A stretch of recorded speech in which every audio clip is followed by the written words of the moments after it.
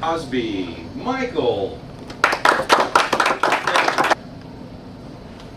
Happy New Year! Happy New Year, Mike. You know, it's that time of the year where we look back at the past and we look to the future and we make New Year's resolutions that we don't keep. I mean, have you ever made a resolution that you've not kept?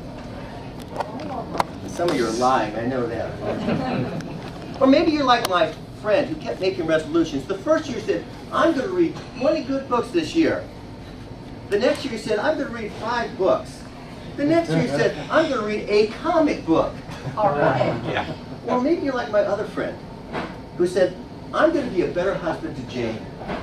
The next year he says, I'm going to reconcile with Jane. Oh, The next year he says, I'm going to be a better husband to Wanda.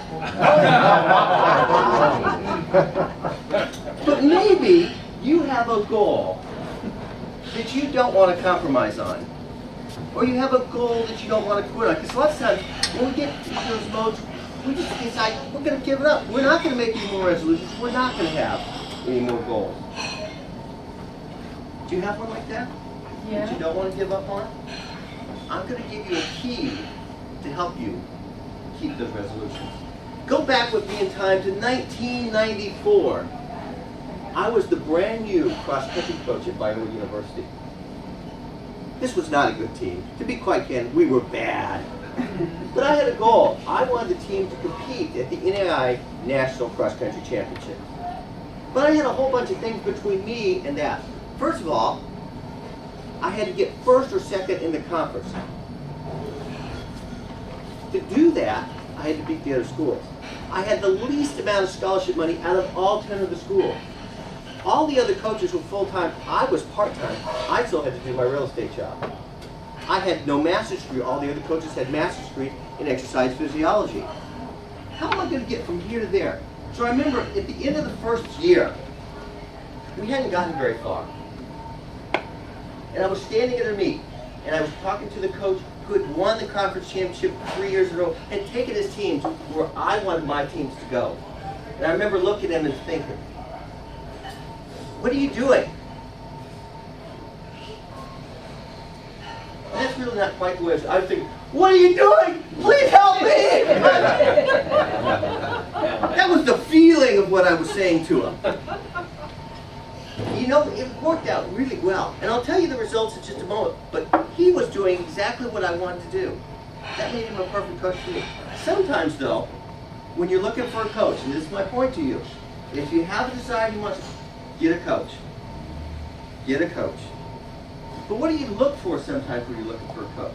For me, one of the first things that you're looking for in a coach is somebody who is an expert. An expert in whatever it is that they do. And sometimes to become an expert, first of all, you have to be a student. So you've got to learn about the subject. I have a very good friend who has an earned PhD in speech communication. And one time I was asking him, I said, how many books does a person need to read to become an expert on a subject? I had what I thought was the answer. I said, I think you need to read 50 books on a subject. Because then you kind of work out all the classics and you get rid of the bad books and things like that. He said, no, I don't think it's that many. You think 20, 25 books. You're an expert on a subject. So somebody that you look for a coach is somebody who is an expert. Particularly they've read a lot of books. In my field of real estate, I've read 165 books just on real estate. So you want somebody who is an expert. You also want somebody who's got some passion for it. I can tell you my coach had a passion for it. I mean, he only talked about that. Don't you talk about that?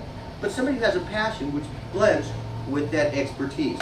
You also typically want somebody who's actually done that. Now sometimes we might think, well, we want the expert, we want the world champion of whatever, the coaches. But many times those aren't the best coaches. Currently in the NFL, the National Football League, of the 32 teams, only 8 of those coaches ever actually played in the NFL. So they're actually coaching people who played at a level higher than they played. Certainly when I was coaching, I wouldn't even have recruited myself.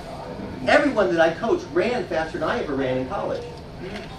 So sometimes it's not just the fact that they need to have done it, but not necessarily are they necessarily the superstar or the best at what they're doing.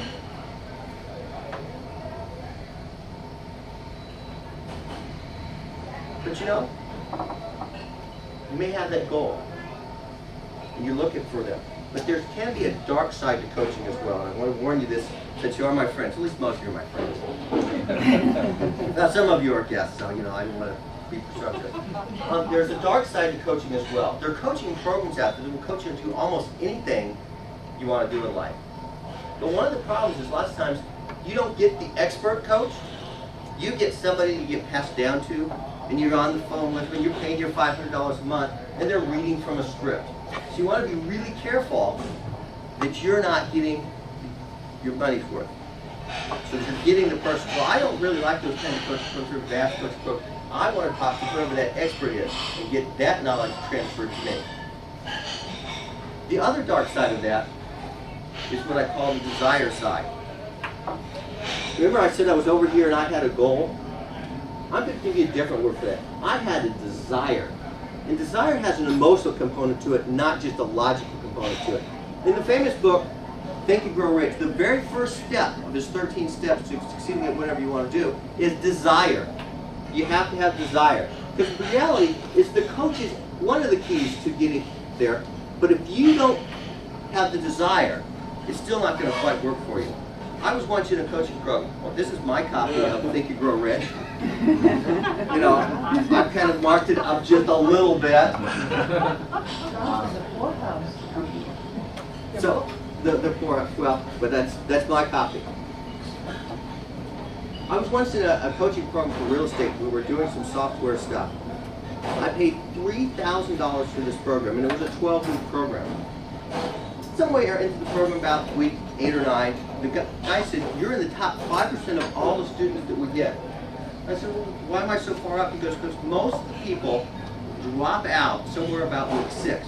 We give them the assignments, they don't do the assignments, they stop calling in, we stop doing it."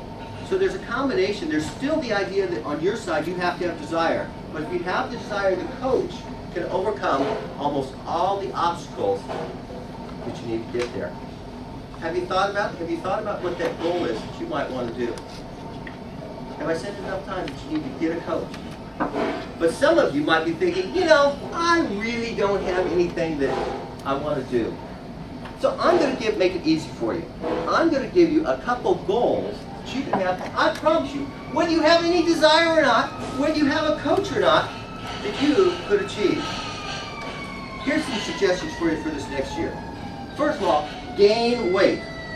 Yeah, do that one. Related to that one, stop exercising. It's a waste of time. I can be your coach for that. Stop exercising. I'm really good at that. Read less. You don't want to be thinking. Read less. Watch more TV. I'm sure there are things that you are missing that are really good on TV. I don't know what they are, but... Or if you want to make it more Toastmasters related, you can do this. Don't get a CC or an AC. Don't give any speeches this next year.